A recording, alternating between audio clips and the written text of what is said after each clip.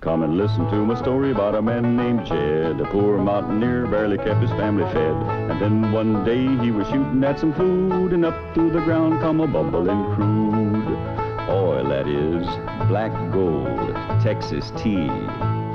Well, the first thing you know, old Jed's a millionaire. The kinfolk said, Jed, move away from there. Said, California is the place you ought to be. So they loaded up the truck and they moved to Beverly Hills, that is, swimming pools, movie stars.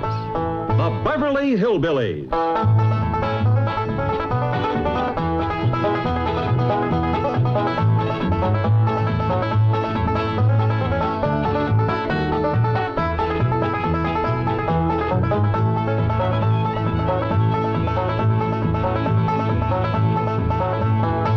Come along and visit with the Clampett family as they learn the simple pleasures of the hills of Beverly. That includes the products of your sponsor of the week, the cereals of Kellogg's, Kellogg's of Battle Creek. K-E-double-L-O double good Kellogg's, best to you.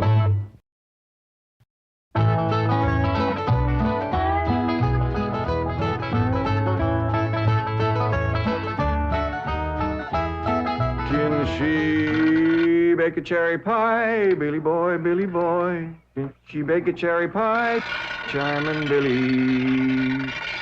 She can bake a cherry pie, quick as a cat can wink her eye. She's a young thing and cannot leave her mother. Well, Granny, did you pick out your spot yet for the garden? Yep. I kind of favor a patch right close here to the house.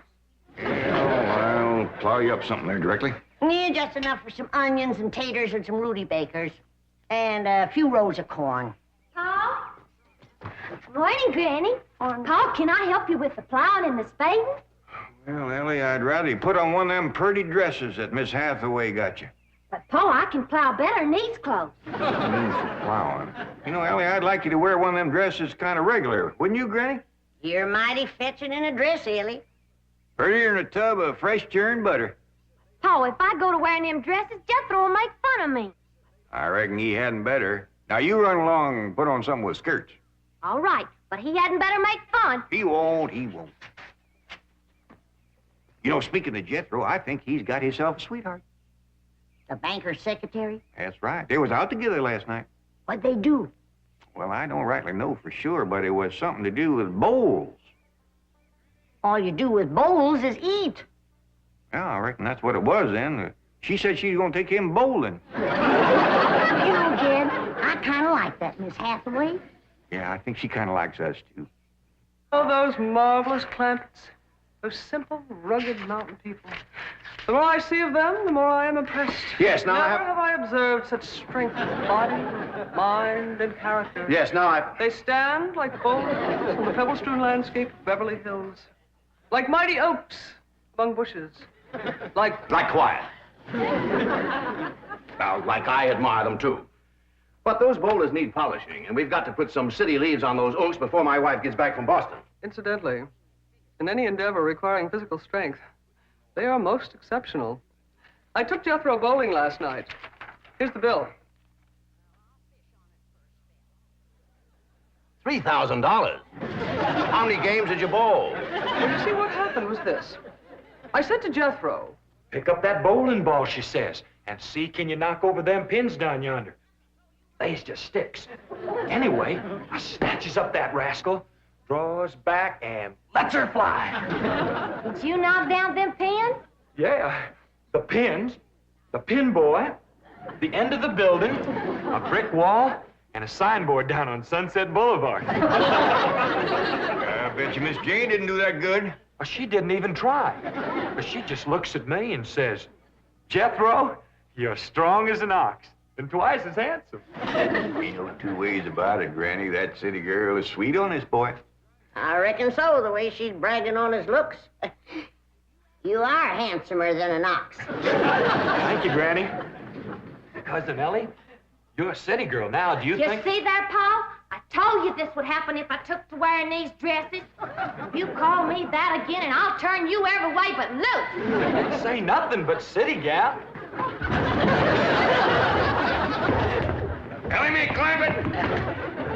from there or you're going across my knee. And Jethro, you're going across mine.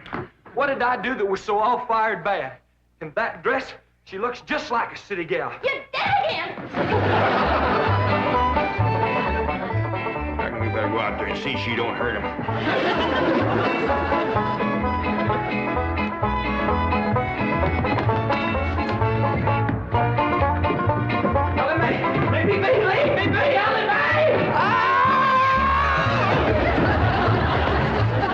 Jethro, now that we living in the city, you got to learn to use the steps.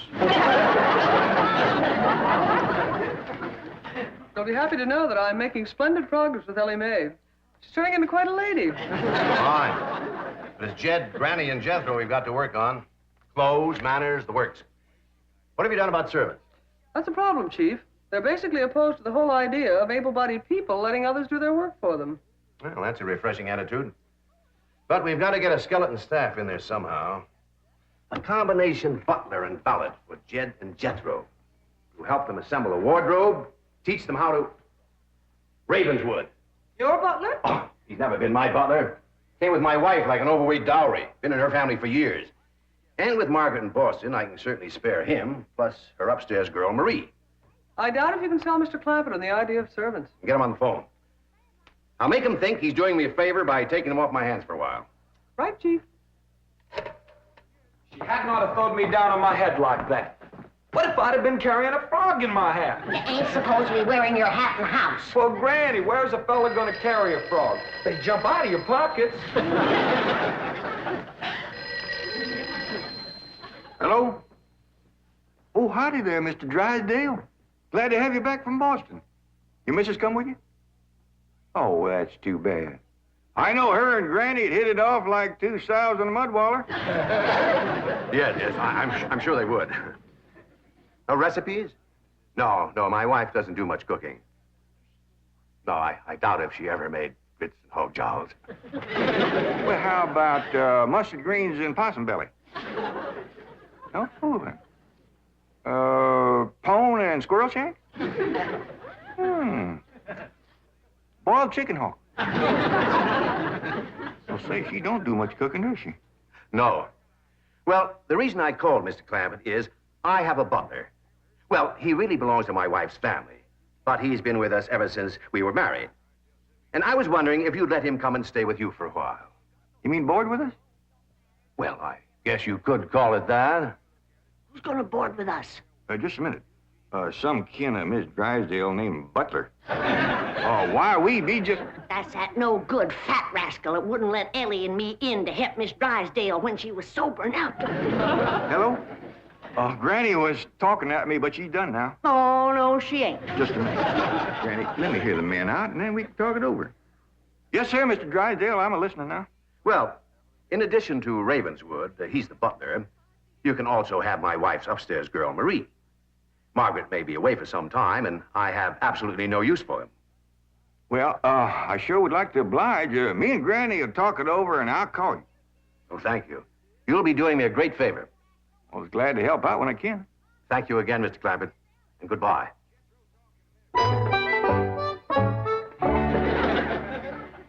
Is somebody coming to live with us, Uncle Jed? Maybe, Jethro, maybe. Why don't you go out and make up with your cousin Elly? Okay, Uncle Jed. All right, Jed. Let's have it. We gonna board that butler fella? Well, Mr. Drysdale will take it mighty kindly if we did. He says he ain't got no use for him. I don't like him myself. Granny, you only met him once. Once was enough. I asked him real nice. I said, are you a-doing for Miss Drysdale that she's feeling poorly? Are you doing the washing and the scrubbing and the cleaning for her? And he looks right down his nose at me and says, Madam, I am a butler. I reckon he is proud of his name. Kind of fancy. Ravenswood Butler. I don't care if it's Stonewall Jackson. And I think Mr. Drysdale has a lot of gall to ask us to take his wife's kinfolks off his hands. Well, now, I'm mighty beholden to him. You know he's keeping my $25 million in his bank, and he ain't charging me one penny to do it. That's his business. You didn't ask him to do it. Well, now, Granny, if it was just Mr. Butler, I might agree with you, but there's a sad side to the story, too. What's that? Well, you've heard of Mr. Drysdale speak of his stepson. That's his wife's boy by her first marriage. The one they call Sonny?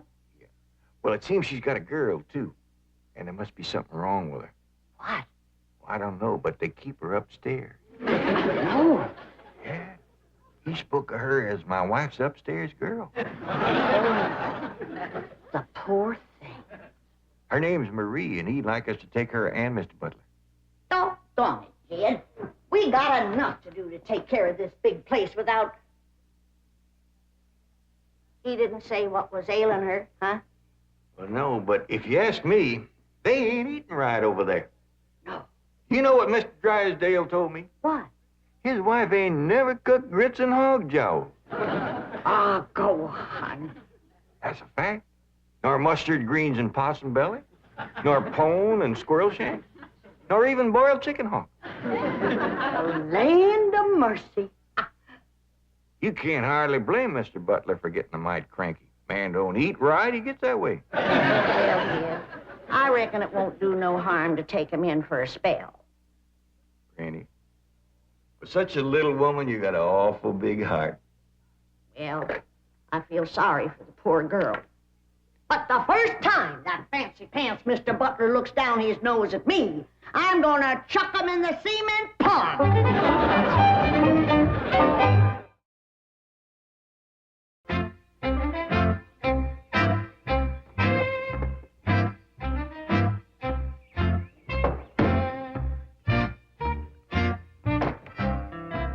Now, I'm doubling your salaries for the length of time you stay at the Clampett home. But if one word of this gets back to my wife in Boston, you're both out of work with no references. Actually, you will find the Clampetts to be basically fine people. All they need is a little polish. Polish. They need sandblasting. However, I think Miss Hathaway's plan may overcome their initial resentment of wearing city clothes. Yes, I think I have devised rather a clever strategy. To put it briefly and succinctly, my strategy is as follows. I shall propose to the Clampetts that they sit for a family portrait. As you know, my hobby is painting. Now, I shall suggest to the Clampetts that their attire match their background, which is, of course, their beautiful mansion.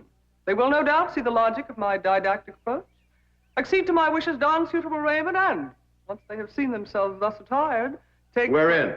Let's go. We forgot to dust the stair rail. I'll do it, Granny.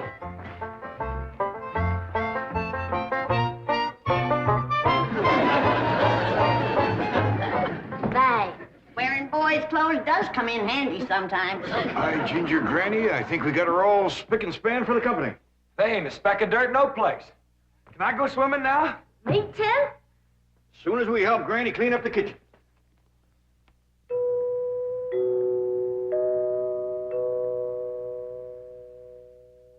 There goes that music again. Sure is pretty. You ever find out where that comes from? Know 'em, Granny.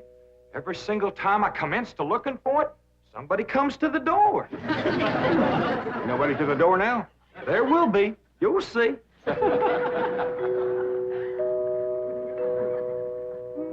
Doggies, that's nice. Let's all pitch in and see can we find it. You're wasting your time. I'm a-telling you, before you can find it, somebody will come to the door. There, you see? Happens every time. Now remember, Ravenswood, I'm counting on you. Don't fail me. You have my word, sir. I've been butler and valet since boyhood, as was my father before me and his father before him. And I've yet to meet the man or woman who posed a social problem too difficult for me to handle. That's the spirit. Howdy there. Remember me, Mr. Butler?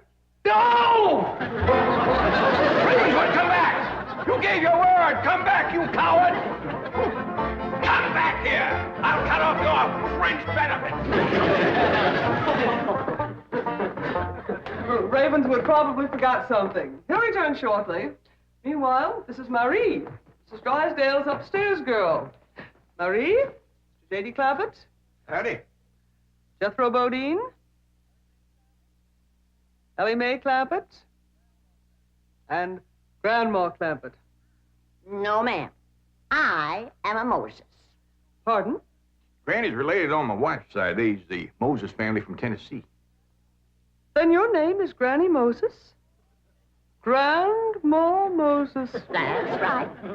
There was a very famous Grandma Moses who painted primitives. I've whitewashed a few myself. I'll show Marie to her room. Listen, Marie, honey. Over here, you've got the run of the house. You don't have to hide upstairs. Ain't nothing wrong with that girl, but what some good cooking will cure her. She's half starved. Poor thing is so weak her knees keeps a buckling on her. She's kind of pretty, though, for a skinny girl. Just wait till she gets a mess of Granny's grits and hog gels. That'll fill her out. Well, I'll get some of cooking. Guess that butler fellow will be coming back directly. Oh, and Granny, can we have some of that salted down possum belly that Ma sent us? Well, I reckon it is kind of a company meal. Granny, open up a jar of them pickled crow gizzards. Now, Jed, we don't want to spoil these folks. They might get to thinking we eat like that every day. Hey, May, will you do something nice for me? Sure, Paul. Will you go get into that pretty dress again? Oh, Paul, Jethro will make fun of me. No, I won't, Elly May. Cross my heart. Why, That's my darling. Thank you. And then you be real nice to Marie. She's had a bad life. I'll be nice to her. She's pretty. Let's all be nice. Far. I wanted to go swimming. Now I gotta go put on an old dress. Cousin Elly, you look awful pretty in a dress. Honest you do. Do I look pretty in that there city girl? You look prettier than that there city girl. That did it. Come on and fight. Elly, come on, Elly. There's nothing to be afraid of, Ravenswood. The fact that they're big and strong doesn't mean they're violent. Elephants can be gentle. Now, Ravenswood, your appearances deceive you. Oh, really, Oh, sir? I do admit on the surface they do seem a bit rough, even cruel. But I assure you underneath they are placid, kindly, and gentle. See? You shouldn't have called me a city girl. Elly May, leave me alone, please, Elly May. City girl.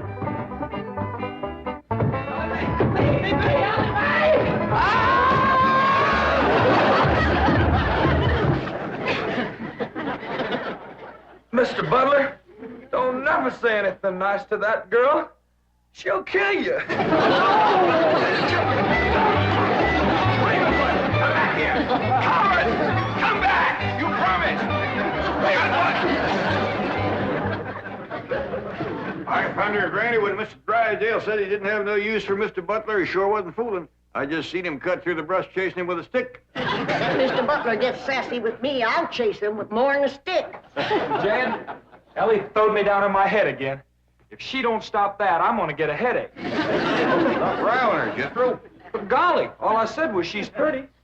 That ain't no call to bust a fella's head. Pardon. Oh, howdy, Marie. Hi, Marie. Are you hungry, darling? No, madame.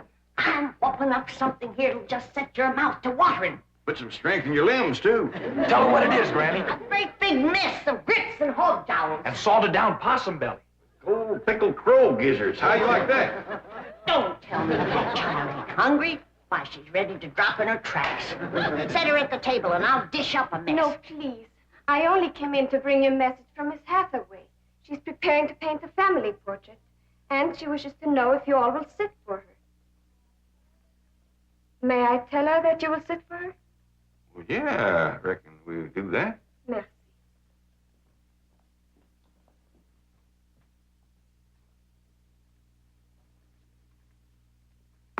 Well, let's get at it.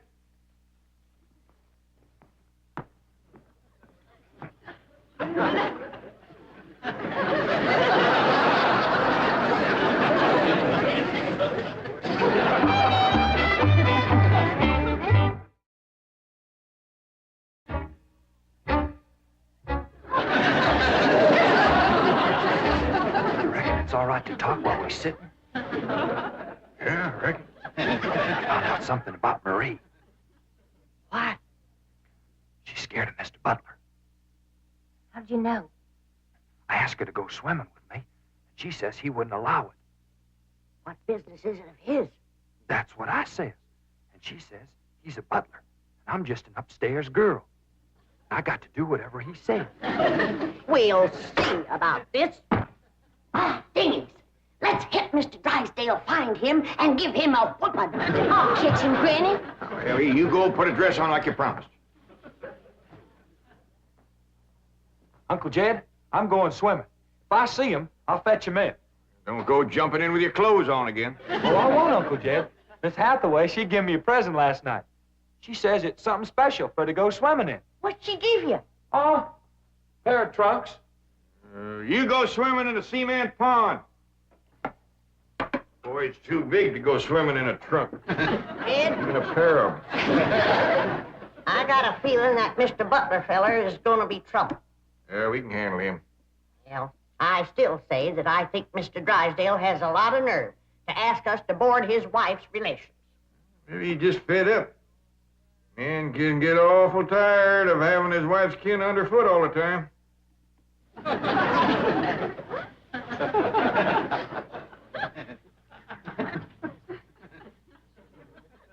He told me that Butler fella had been living with him ever since they was married. I declare some in-laws latch on to free room and board like leeches. It takes a mule kick to jar 'em loose.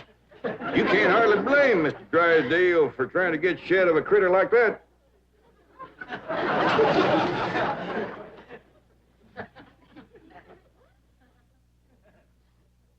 Is that the way you feel? You bet it is. I'll see how fast I can get packed. I'll get out from underfoot just as quick as I can. No, Jed. I know when I'm not wanted. It don't take no mule kick to get shed of me. Darnation, Granny, well, I wasn't talking about you. We couldn't get along without you. No, Jed. I'm just a burdensome old woman, no good to nobody. Why don't you throw me down the well? Go ahead, pick me up, carry me out to the well, and throw me in. Stop talking like that. Uncle Jed! Uncle Jed, look here! I caught him. Mr. Drysdale, he gave out, but I caught this fat little rascal. What are you there? You gonna whip me, Granny? No, Jethro. I'm going to get thrown down the well. Why don't you throw us both down the well together? We're just no good leeches, both. Hush. Mr. Butler, I'm sorry Jethro got it mighty rough with you. He don't mean no harm. He's just an overgrown boy. Now, we's all mighty pleasure to have you come and stay with us, and as long as you behave yourself, won't be no trouble. Oh, I'm Jed Clampett. Sir. This here's Granny. I reckon you and Jethro done met. Yeah. Sir. Oh, and this here is my daughter, Elly May. Enchante, mademoiselle. Vous êtes très belle, très charmant, très ravissant. Don't you dare use them kind of words to a lady. What do you say, Granny? I ain't sure, but it sounded dirty. You said your daughter was pretty and charming. Oh, you're so different from all the others. You're like a beautiful city girl. He had not have said that. Oh, Marie, Oui, Miss Jane. didn't you say the Clampetts had agreed to sit for their portrait? Oui. They said they would do it. Well, what is it? I believe it to be self-preservation, madam. No!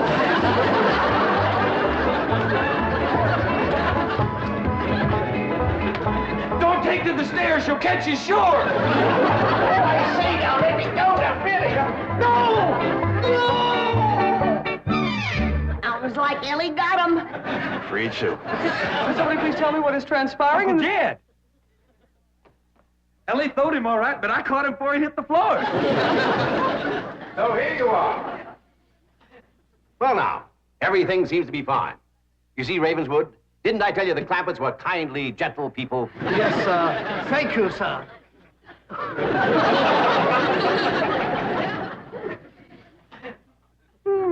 We're gonna have to feed up both of them, Granny. His knees is buckling, too.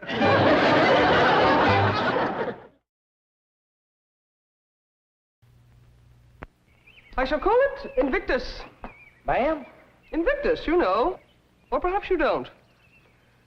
Thank whatever gods may be for your unconquerable soul. Henley.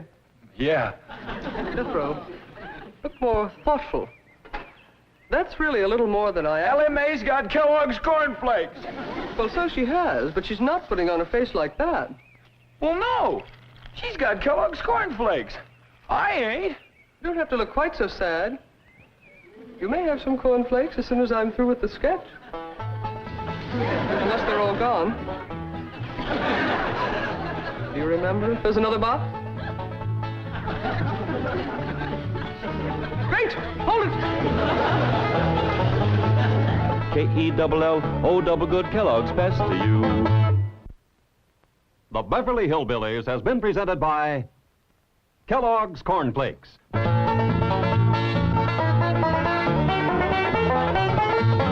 From Kellogg's of Battle Creek. Well,